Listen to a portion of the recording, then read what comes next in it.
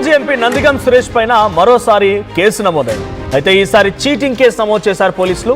తుళ్లూరులో నందిగం పైన cheating case నమోదైంది. కాకినాడలో ఓ చర్చ్ ట్రస్ట్ రెన్యువల్ చేయిస్తానని విజయవాడకు చెందినటువంటి షేక్ మౌలాలి నుంచి 25 లక్షల రూపాయలు తీసుకున్నట్టుగా ఫిర్యాదు అందింది. అయితే ఈ ఫిర్యాదు ఆధారితంగా పోలీసులు 20 రోజుల కిందటే 0 ఎఫ్ఐఆర్ నమోదు చేశారు.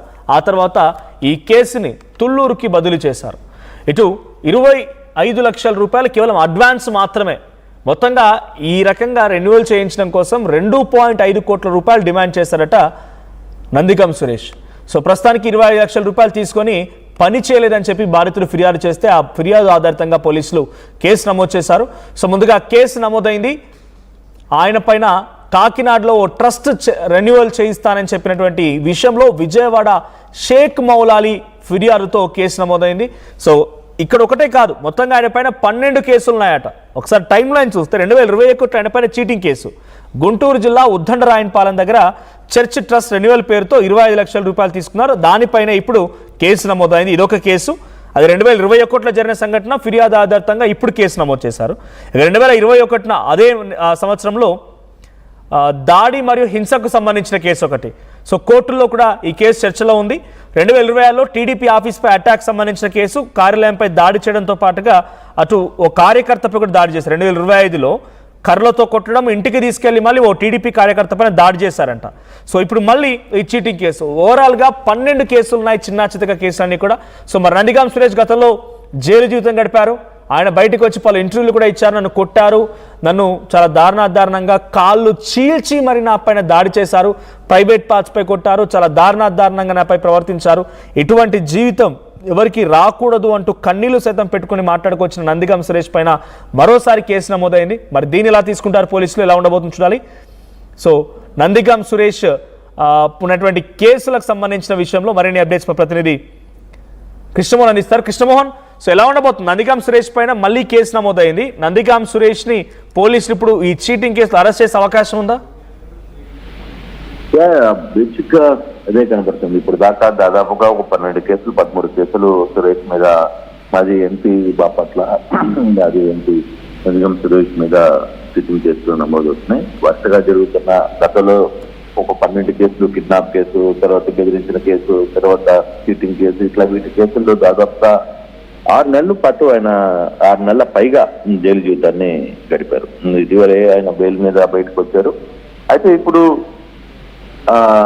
కరెక్ట్ గా తుళ్లూరులో మరో కేసు, అంటే ఈ కేసుకు సంబంధించి వివరాలు చూస్తే కొంత ఇది పూర్తి స్థాయిలో చీటింగ్ కేసు లాగే నమోదవుతుంది, కనపడుతుంది. సూర్యాపేట పోలీసులు 20 రోజుల కిందట 0 ఎఫ్ఐఆర్ నమోదు చేశారు. దాన్ని ఇప్పుడు తుళ్లూరుకి బదిలీ చేశారు. ఇక్కడ షేక్ మౌలాలి అనే ఒక వ్యక్తి కాకినాడకు సంబంధించిన చర్చ్ ట్రస్ట్ రెన్యువల్ చేయిస్తానని మౌలాలి దగ్గర నుంచి 25 లక్షలు తీసుకున్నట్టుగా బాధితుడు ఫిర్యాదు చేస్తున్నాడు. దీంట్లో ఇది ముందుగా 2.5 కోట్లు డీలు, 2.5 కోట్లకు అడ్వాన్స్ గా 25 లక్షలు తీసుకుని పని చేయట్లేదు, తిరిగి నా డబ్బులు కూడా ఇవ్వట్లేదు అనేది బాధితుడు ఫిర్యాదు. ఈ యాంగిల్లోనే ఫస్ట్ ఇది 0 ఎఫ్ఐఆర్ కింద సూర్యాపేటలో నమోదైంది. ఆ కేసుని మళ్ళీ తుళ్లూరుకి బదిలించారు. ఇప్పుడు తుళ్లూరులో ఈ కేసు నమోదవుతుంది.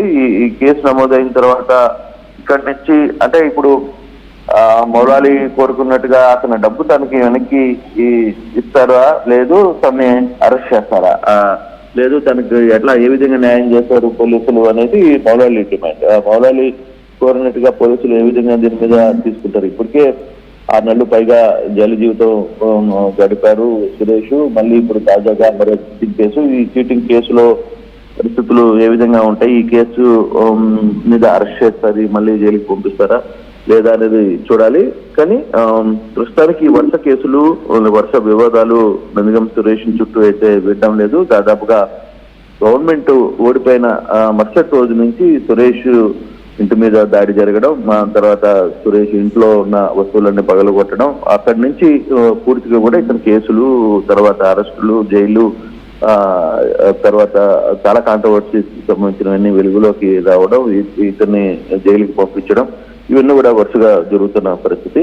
ఇప్పుడు ఈ కేసులో ఏ విధంగా చూస్తారనేది కూడా చూడాలి. ఈ కేసులో ఏ విధంగా తుళ్ళూరు పోలీసులు ఇప్పుడు దీన్ని ఎలా చేస్తారనేది చూడాల్సిన పరిస్థితి అయితే ఉంది. బట్ నందిగం సురేష్ కు మాత్రం వరుసగా ఈ 2 సంవత్సరాల నుంచి గతంలో అతను చేసిన పొరపాట్లు అనాలా, లేకపోతే అతను చేసిన ఈ చీటింగ్ పనులు అనాలా, లేకపోతే ఈ వ్యవహారాలను ఏ విధంగా చూస్తారనేది ఇప్పుడు, ఎందుకంటే వరుసగా ఒక్కొక్కటి వెలుగులో వస్తున్న నేపథ్యంలో సో ఈ వ్యవహారాన్ని ఏ విధంగా చూస్తారనేది చూడాల్సిన పరిస్థితి అయితే ఉంది.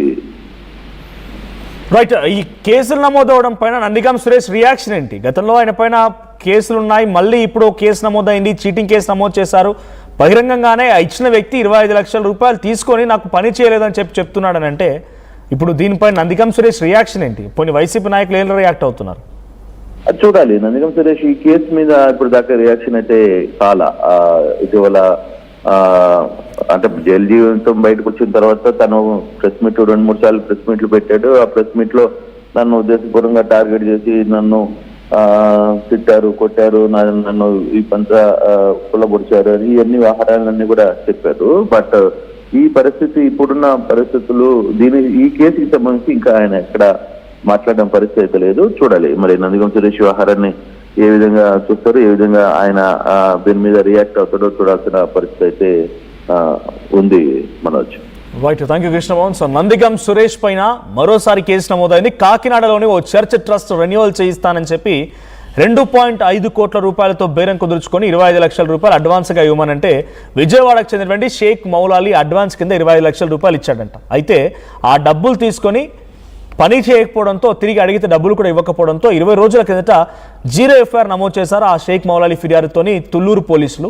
ఇక తుళ్ళూరుకి ఆ కేసు ముందుగా నమోదైన 0 ఎఫ్ఐఆర్ నమోదు చేశారు. ఆ తర్వాత తుళ్ళూరుకి బదిలీ చేశారు ఆ కేసుని.